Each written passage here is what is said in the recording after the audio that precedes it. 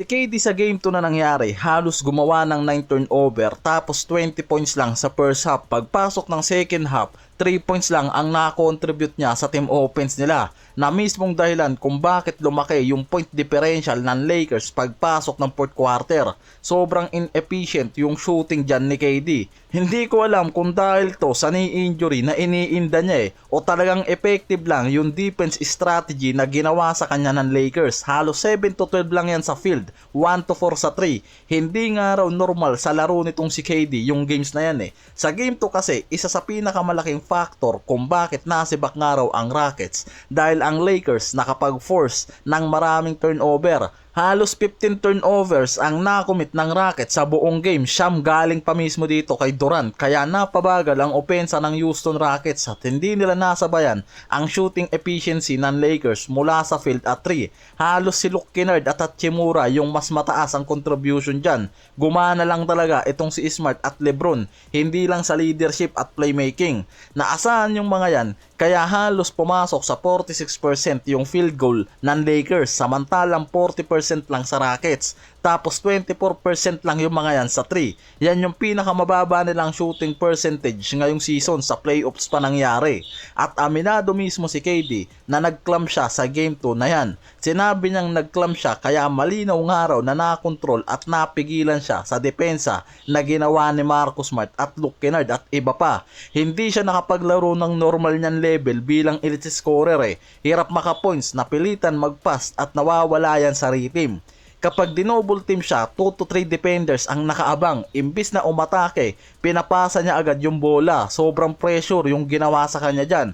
At yung resulta, yung teammates niya napipilitan na gumawa ng mahirap na tira na nagiging inefficient. Tapos, nawawala pa mismo yung bola sa kanila, nauuwi sa turnover. Sa NBA report, malinaw na strategy na ginawa ng Lakers, i-double team si Durant para pilitan siya magpasa at mag-turnover. Tinanggal yung rhythm niya at tinanggalan ng control sa opensa. Alam rin kasi mismo ni Smart na hindi nga raw madaling pigilan itong si KD dahil sa pagiging elite scorer nito. Halos 27 points per game pa rin yan hanggang ngayon. Pero pwede nga raw nila yung pahirapan sa series na mismong ginawa talaga ng Smart. Siya yung tumatrabaho kay Durant sa series na to. Alam ng Lakers yung formula kung paano nga pipigilan si KD. Nung regular season kasi, halos masweep nila ang Rockets dahil mismo sa nagagawa nilang pigilan itong si Durant. Walang ibang titignan dyan. Kahit si LeBron sinabi na si Durant ang head of snake, ulo ng opensa. Kaya malinaw na yan yung aatakihin nila pagdating sa depensa. Sa regular games kasi, may pagkakataon din na nag-commit si KD ng 9 turnovers at halos 5 points lang pagdating sa fourth quarter. Yan yung nangyari dyan. Kaya mismong iyan din yung ginawa ng Lakers ngayon sa playoffs sa game 2 na to na nangyari. Kahit si LeBron yan mismo pala talaga ang plano. Limitahan si Durant at huwag paglaruin ng komportable sa court. Kaya may constant double team kay Durant. Kahit sino ang mag-step up sa Rockets, okay lang sa kanila. Basta si Durant nga raw yung pinaka-focus nila.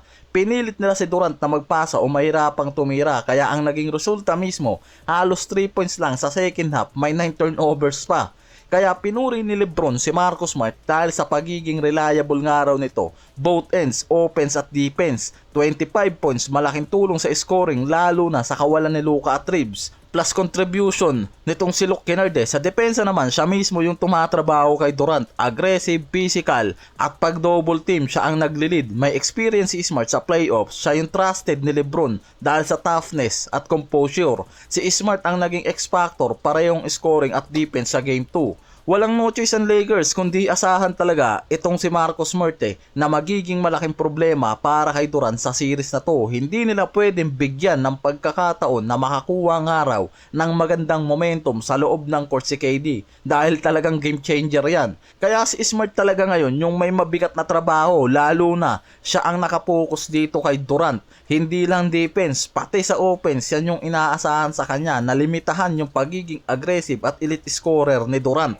Inamin ni Durant na kailangan niyang mas maging aggressive nga raw sa pag-score After na malimitahan siya sa game 2, mas marami pang turnovers. Kahit may double team, kaya nga raw niyang tumira over defenders. I-break ang defense bago magpasa. Sinabi pa niya, mas okay nga raw minsan na itira na nga lang raw niya ang bola. Dahil kahit pumalya, may chance pa sa rebound ang team niya. Yan mismo yung paniguradong gagawin nila sa game 3 dahil alam naman natin na ang Rockets ang best offensive rebounder na team.